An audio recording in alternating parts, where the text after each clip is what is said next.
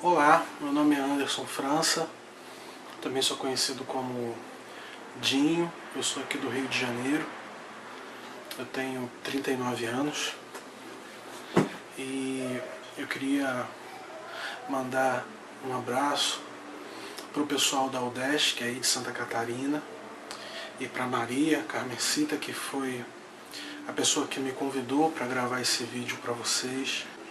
Bem, a Carmencita pediu para eu falar um pouco sobre as iniciativas que eu desenvolvo e também a relação dessas iniciativas com um novo momento que parece que se aproxima,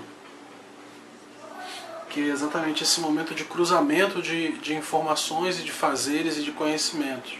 Bom, eu anotei algumas coisas aqui para falar para vocês e eu espero que essas falas sejam importantes para cada um de vocês.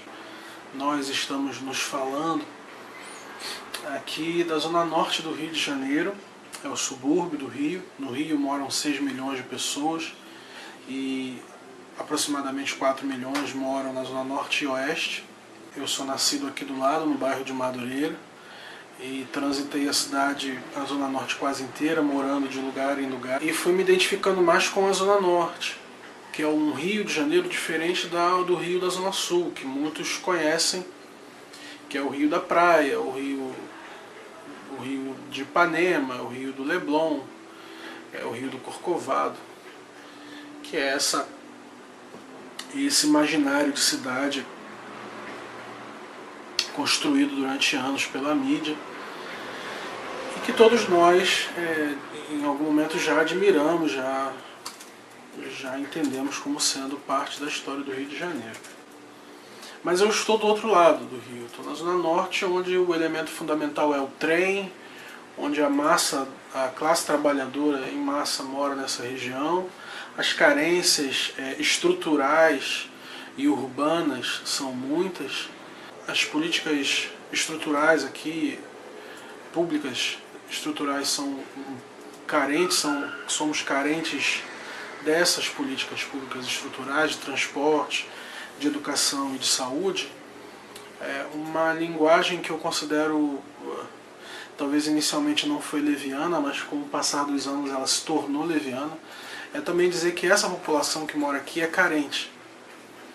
E aí a gente tem um ponto específico dessa afirmação que a gente combate.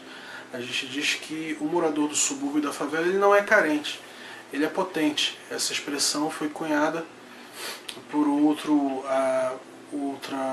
ativista carioca chamado Marcos Faustini, e que concluiu que existe potência, existe criatividade, existe poder, ou como diz o André Gravatá de São Paulo, existe podência nessas áreas, nesses territórios populares. Então sim, carente de políticas públicas, mas não uma população carente no sentido de inferioridade ou de capacidade de criação e de poder de construção e de realização. Então é nesse contexto que nasce a Dharma. A Dharma é uma iniciativa que eu desenvolvi em abril de 2010, logo após ter saído de uma passagem curta pelo Grupo Cultural Afro-Reg, que é uma ONG aqui no Rio de Janeiro. Então eu criei a Dharma para que a Dharma fosse uma empresa social.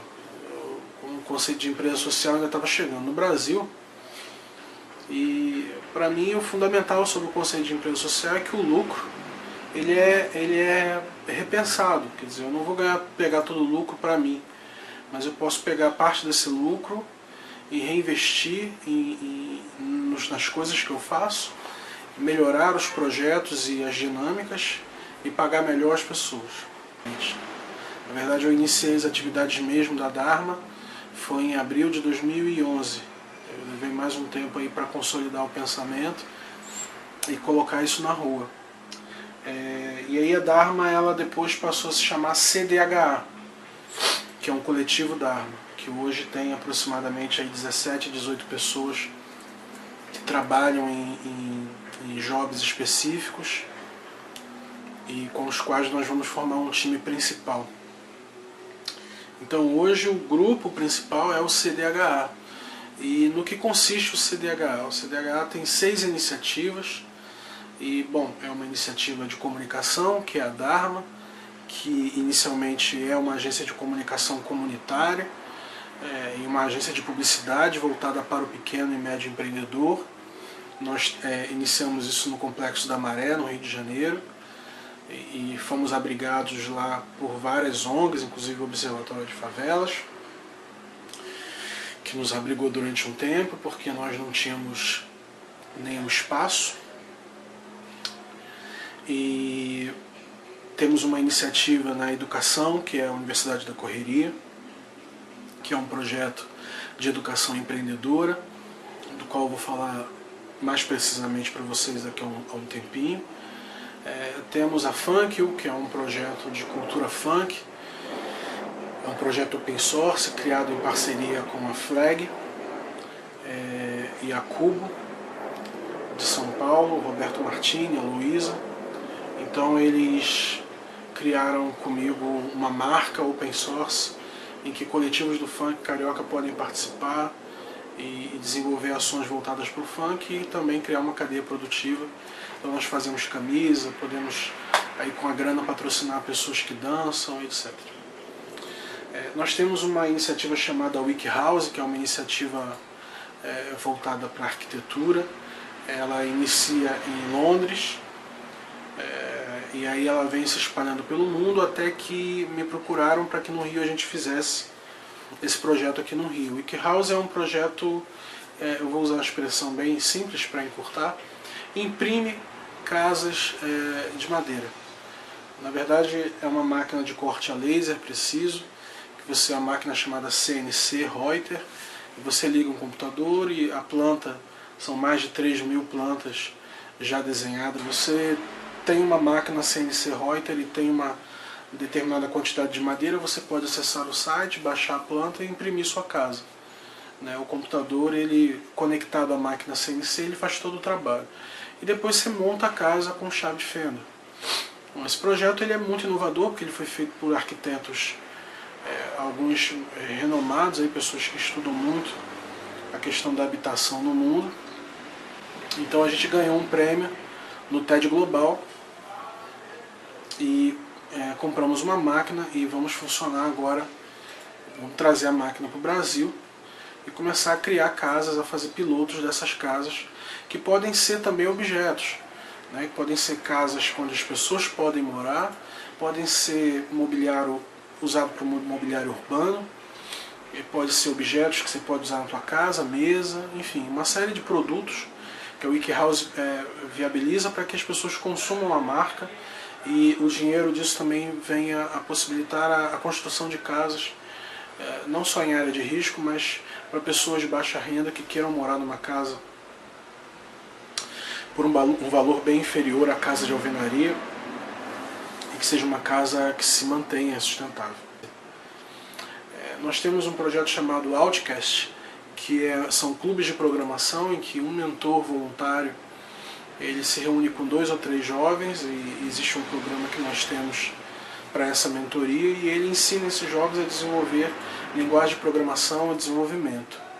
E mais tarde esses jovens podem ser absorvidos pelo mercado de trabalho ou desenvolver sua startup. A gente lançou esse projeto na Wayra, em São Paulo. A Wayra é um projeto da Fundação da Telefônica e nós lançamos lá com um grupo de pessoas que, enfim, se identificou com a nossa proposta. A outra iniciativa é o TEDx, o TEDx Maré, que foi o primeiro TEDx numa favela na América Latina. Foi o primeiro TEDx na América Latina em que um ex-presidente palestrou sem conotação política, sem nada, que foi o Fernando Henrique Cardoso, que eu conheci pessoalmente em 2011 e que a Fundação Fernando Henrique Cardoso entende e respeita o nosso trabalho aqui no Rio de Janeiro. A Universidade da Correria, ela, meio que para fechar minha fala, ela na verdade trabalha uns conceitos muito simples. nós, na verdade, falamos de três princípios que são fundamentais para nós. Primeiro é o repertório. A gente acredita que os jovens de territórios populares e o público com o qual nós trabalhamos são jovens de 18 a 29 anos que nunca abriram um negócio e que suas opções são muito baixas no mercado, não são muitas as alternativas, se não trabalharem em shoppings ou empregos com uma péssima remuneração e uma carga horária de trabalho muito intensa, o que lhes dificulta o aprendizado, o estudo, a entrada na universidade. Então a gente tenta criar no empreendedorismo, achar no empreendedor uma alternativa para que eles criem seus pequenos negócios. Hoje é uma mentoria e é uma incubação. A gente inicia um projeto com um jovem, durante 3 meses a gente trabalha com esse jovem para que ele no final de 3 meses possa ter um negócio. E o público é jovem e o público é mulheres. Essencialmente a gente tem lidado com esses dois públicos.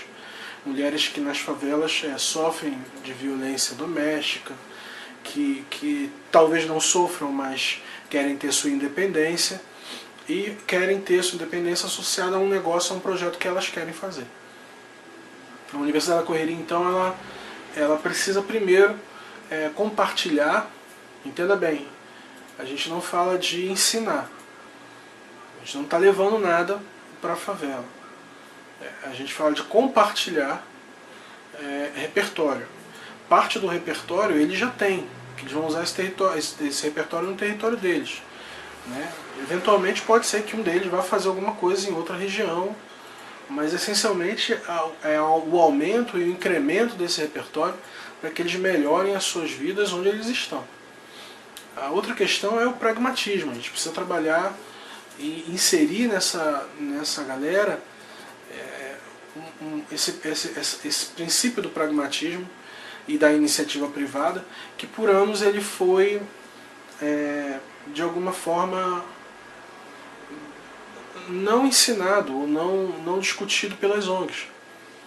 Que interessa talvez às ONGs, e infelizmente, e essa é uma das minhas grandes críticas no Rio de Janeiro, eu faço algumas críticas, enfim, duras aqui no Rio, a grandes ONGs, e isso é aceito ou não aceito publicamente. Eu reconheço que de fato alguns pensamentos são bem radicais, mas de fato as ONGs elas não ensinaram as pessoas a ganhar o próprio dinheiro, elas fizeram as pessoas depender das ONGs. As ONGs vivem, na verdade, na minha leitura, muitas ONGs vivem da relação de dependência. Mas a gente tenta falar de pragmatismo para que por fim a gente fale de um terceiro princípio, que é a autonomia. Eu acho que as pessoas precisam ser autônomas, não é só o cara da favela. O cara que mora no Leblon, o cara que mora em Jurerê Internacional, o cara que mora em Pinheiros, enfim, essas pessoas precisam ser autônomas, sabe? E a autonomia tem a ver com espírito crítico, conhecimento, tem a ver com trabalho, tem a ver com o uso do dinheiro, tem a ver com como você se posiciona na vida e o que você faz para existir na vida. Então a autonomia, ela contempla uma série de questões que são resultantes de um currículo, de um estudo, de um trabalho de 3 meses, em que a gente fala do negócio, de como de fato elaborar um plano de negócio, um modelo de negócio e colocar isso na rua, como captar esse dinheiro. A gente não dá dinheiro para essas pessoas, a gente implementa uma luta muito dura para que essas pessoas consigam captar algum recurso por microcrédito, enfim, e esse dinheiro não é dado. A maior parte delas não quer dinheiro dado, elas querem dinheiro que elas podem pagar com o negócio que elas desenvolvem, isso é que é importante. E, bom, eu acredito que, para vocês terem uma ideia de como a gente trabalha esse conteúdo, ensinar a pessoa a ganhar dinheiro, por exemplo.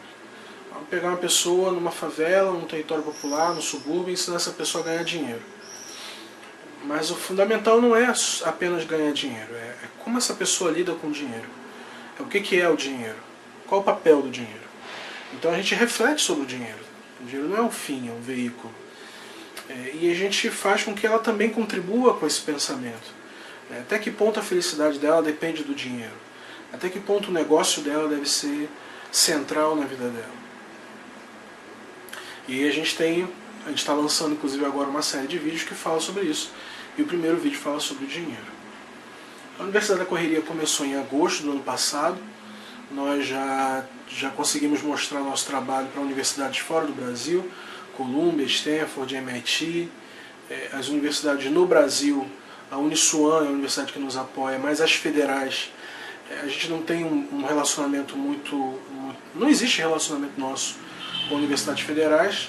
Eu posso hoje dar a minha particular opinião, é que eu acredito que as universidades federais ainda pensam muito à esquerda e consideram que o que a gente faz é muito à direita. Eu acho que isso é uma bobagem, é uma bobagem absoluta, que a gente está tentando resolver de forma pragmática um problema do sujeito que precisa comprar meio quilo de carne moída para jantar e não teorizar sobre Marx.